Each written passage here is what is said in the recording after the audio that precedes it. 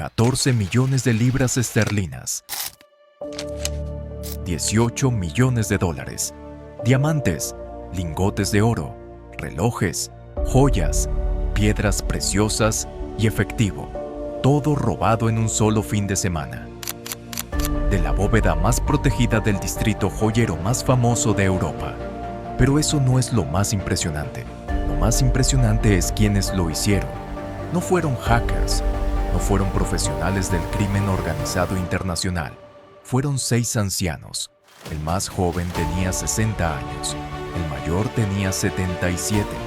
Jubilados, abuelos, hombres que caminaban con bastón, que tomaban pastillas para el corazón y que planearon el robo más grande en la historia legal de Inglaterra, mientras se reunían los viernes en un pub a tomar cerveza.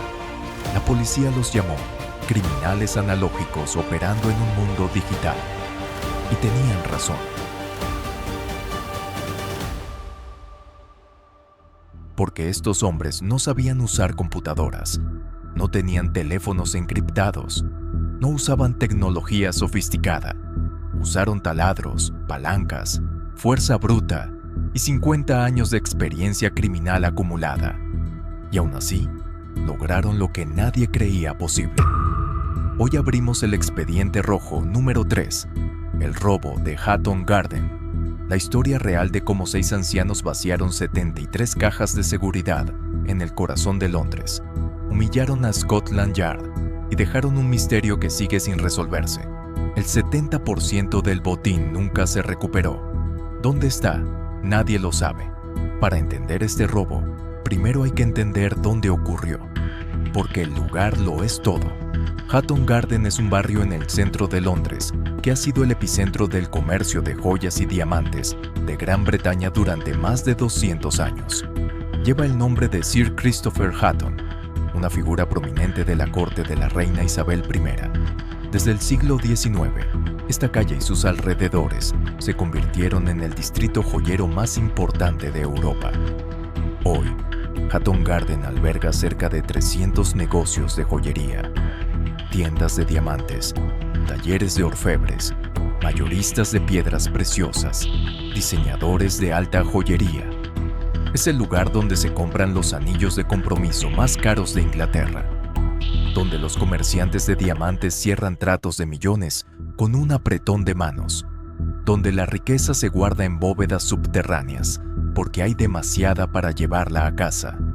Y en el número 88 al 90 de Hatton Garden estaba la empresa Hatton Garden Safe Deposit Limited, una instalación de cajas de seguridad subterránea donde cientos de comerciantes, coleccionistas y ciudadanos ricos guardaban sus posesiones más valiosas: joyas, diamantes sueltos, lingotes de oro, efectivo, documentos, relojes de lujo, todo bajo llave, en una bóveda que se suponía impenetrable.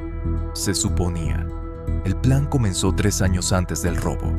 3 años de reuniones secretas todos los viernes en The Castle, un pub en Pentonville Road, en el barrio de Islington. 6 hombres que se conocían desde hacía décadas, algunos desde los años 60. Criminales de carrera que habían robado juntos, ido a prisión juntos y, en algunos casos, huido juntos. El líder era Brian Reader, 76 años al momento del robo. Un hombre que empezó a robar a los 11 años, cuando lo arrestaron por robar latas de fruta de 5 tiendas en el este de Londres. A los 16 ya era un criminal profesional.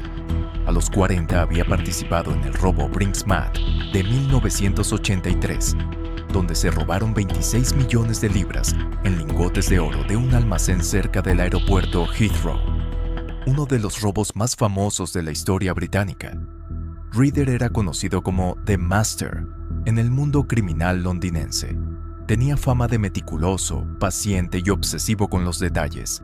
La policía decía que se quejaba de que nunca tenía un día libre, porque siempre estaba planeando, vigilando o ejecutando algún golpe. A su lado estaba Terry Perkins, 67 años, otro veterano que había participado en el robo a Security Express en 1983, el mayor robo de efectivo en la historia de Gran Bretaña hasta ese momento. 6 millones de libras. Perkins fue condenado a 22 años, pero se escapó de una prisión abierta en 1995 y logró evadir la recaptura hasta 2012. 17 años prófugo. Daniel Jones, 61 años, conocido por ser excéntrico. Según testimonios en el juicio, dormía con la bata de su madre y un fez puesto, y tenía conversaciones humanas con su perro. Pero también tenía un historial criminal extenso, que incluía un robo de joyas por 100,000 libras en 1982. Kenny Collins, 75 años, criminal de carrera con condenas por fraude y robo desde los años 60.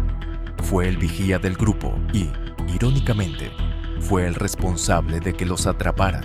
Condujo su propio Mercedes al robo. Las cámaras de reconocimiento de placas lo identificaron. William Lincoln, 60 años, apodado Billy the Fish, porque visitaba el mercado de pescado de Billingsgate todos los viernes. Admitió no ser el cuchillo más afilado del cajón. Su rol fue conductor y encargado de mover el botín. Y el más misterioso de todos, un hombre conocido solo como Basil, el fantasma, el que nadie conocía, el que desactivó el sistema de seguridad desde adentro usando un juego de llaves, el cerebro técnico de la operación. Su identidad real permaneció desconocida durante 3 años, hasta que fue identificado como Michael Seed, un hombre de 57 años que no pagaba impuestos, casi no usaba cuentas bancarias y vivía prácticamente invisible.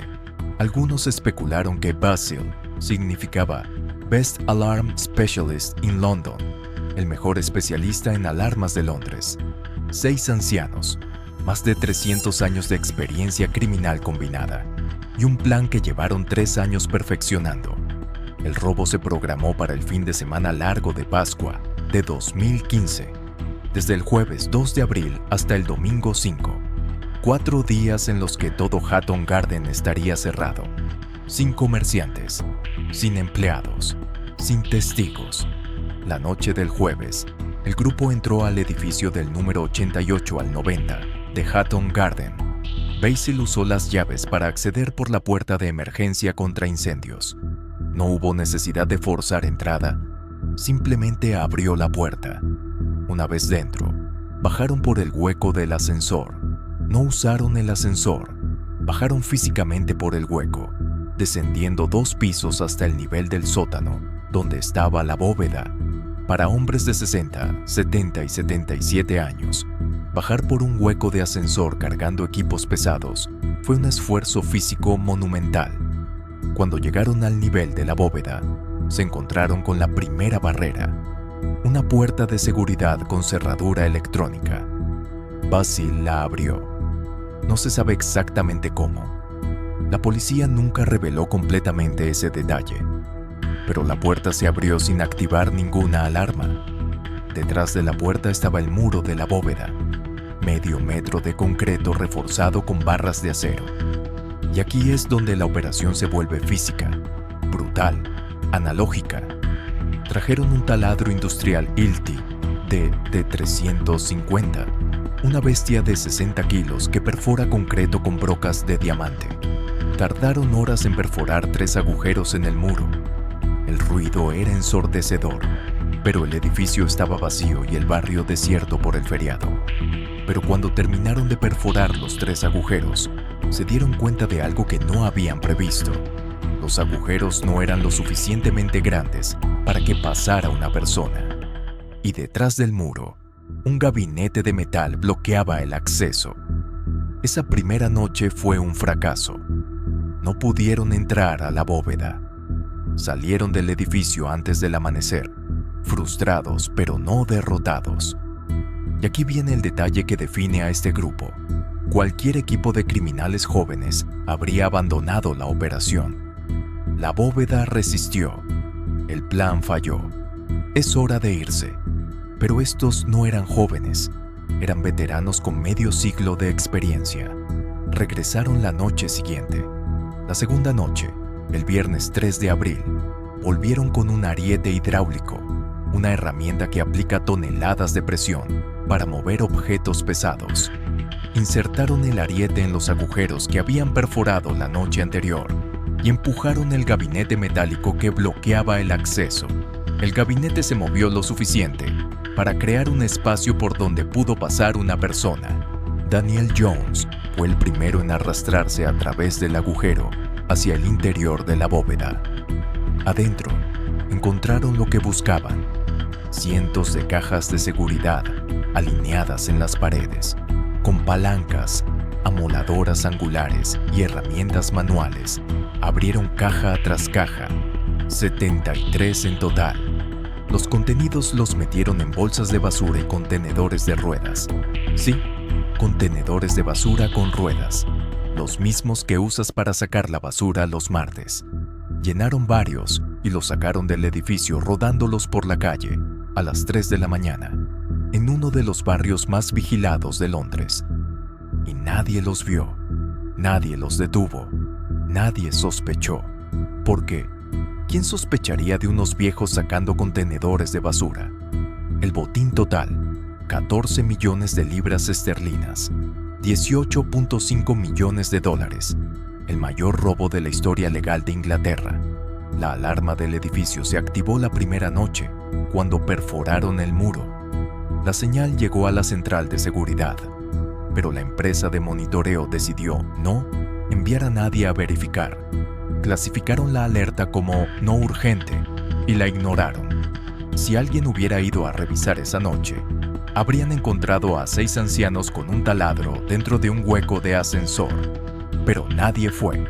Esa decisión de no responder a la alarma se convirtió en uno de los mayores escándalos de seguridad privada en la historia de Gran Bretaña. El robo no fue descubierto hasta el martes 7 de abril, cuando la empresa reabrió después del feriado. Los empleados encontraron la bóveda abierta, las cajas destrozadas y el contenido desaparecido. Llamaron a la policía, y cuando Scotland Yard llegó y vio la escena, supieron que tenían un caso enorme entre manos. La investigación fue asignada a la Flying Squad, la unidad de élite de la policía de Londres, especializada en robos de alto perfil, los mismos que investigaron el robo Brink's-Mat 30 años antes. Los ancianos creían que habían cometido el crimen perfecto, pero cometieron errores que solo criminales de otra época cometerían. Primer error: Kenny Collins condujo su propio Mercedes al lugar del robo. Las cámaras de reconocimiento automático de placas de Londres, que cubren prácticamente cada calle del centro, registraron su vehículo yendo y viniendo de Hatton Garden durante las noches del robo. La policía cruzó las placas con la base de datos y tuvo el primer nombre en días. Segundo error: usaron sus teléfonos móviles personales, no teléfonos desechables, no encriptados, sus propios celulares con sus propios números, los mismos que usaban para llamar a sus esposas y a sus médicos. La policía rastreó las celdas telefónicas y confirmó que varios teléfonos asociados a criminales conocidos estuvieron simultáneamente en la zona de Hatton Garden durante las noches exactas del robo. Tercer error: una vez que la policía identificó los vehículos sospechosos, instaló dispositivos de escucha en el Citroën azul de Terry Perkins y los grabó hablando abiertamente sobre el robo. Perkins fue grabado diciendo: "Si nos atrapan, al menos podemos mantener la cabeza en alto de que tuvimos un último intento, la última aventura". La policía dijo que fueron criminales analógicos operando en un mundo digital. Y tenía razón. Estos hombres sabían cómo perforar bóvedas, abrir cerraduras y mover botín. Pero no sabían que cada cámara en Londres grababa sus movimientos, que cada celular era un rastreador GPS y que cada carro tenía una placa que se registraba automáticamente. El 19 de mayo de 2015, 6 semanas después del robo, la Flying Squad ejecutó las redadas. Brian Reader fue arrestado en su casa. En su propiedad encontraron un graduador de diamantes y la bufanda que usó la noche del robo. Collins fue arrestado con grandes cantidades de efectivo, relojes, monedas y joyas. Le confiscaron su apartamento de 175,000 libras en la Costa del Sol. y congelaron casi 700,000 libras en sus cuentas bancarias. En marzo de 2016, Collins, Jones y Perkins se declararon culpables y fueron condenados a 7 años cada uno. Reader recibió 6 años y 3 meses. No pudo asistir a la lectura de sentencia porque había sufrido un derrame cerebral en prisión. Wood y Lincoln fueron encontrados culpables y sentenciados a 6 y 7 años respectivamente.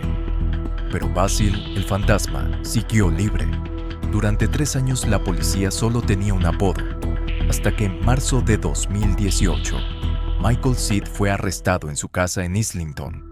En su habitación encontraron 143,000 libras en lingotes de oro, gemas y joyas. Fue condenado a 10 años.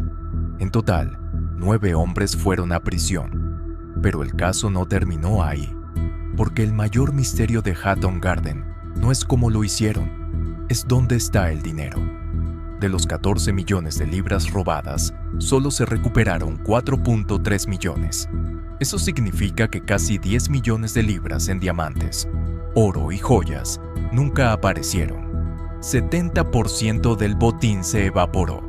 Daniel Jones llevó a la policía al cementerio de Edmonton, en el norte de Londres, donde supuestamente había enterrado su parte del botín, pero solo mostró una pequeña porción. La policía ya había encontrado más escondido a 20 metros de distancia, algo que Jones negó conocer. Le sumaron 3 años más de condena por mentir.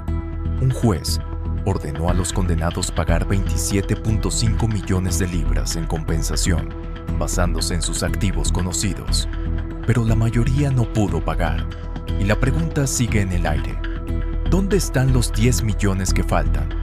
Algunos investigadores creen que parte del botín fue sacado del país a través de redes de joyeros en el continente. Otros creen que fue enterrado o escondido en múltiples ubicaciones que los ancianos se llevaron a la tumba. Terry Perkins murió en prisión en 2018. Brian Reader murió en su casa en Dartford en 2023. Cualquier secreto que tuvieran se fue con ellos. Si miramos todo el caso de principio a fin, Hatton Garden es una historia que parece sacada de una película.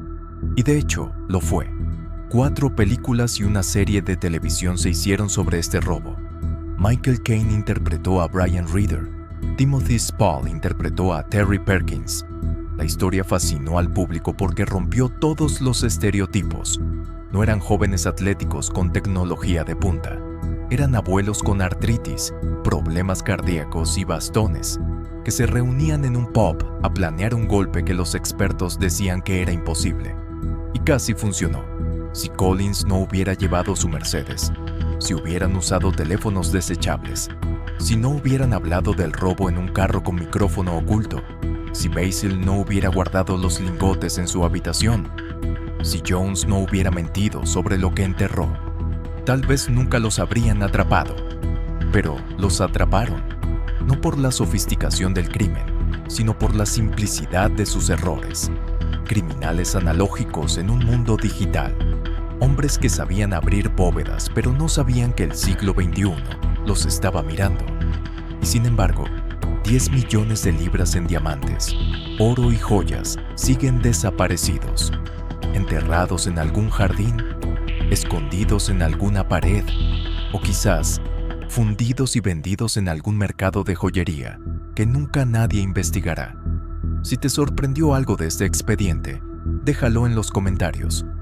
¿Qué te impactó más? ¿Que tenían entre 60 y 77 años? ¿Que la empresa de seguridad ignoró la alarma? ¿Que usaron contenedores de basura para sacar el botín? ¿O que el 70% nunca se recuperó? Y si quieres que abramos el expediente del robo de diamantes de Amberes, donde robaron 100 millones de dólares de la bóveda más segura del mundo, déjalo en los comentarios. Suscríbete y activa la campana. Esto es Expediente Rojo. Seguimos el dinero, no la violencia. Historias reales, con fuentes, sin glorificación. Nos vemos en el próximo expediente.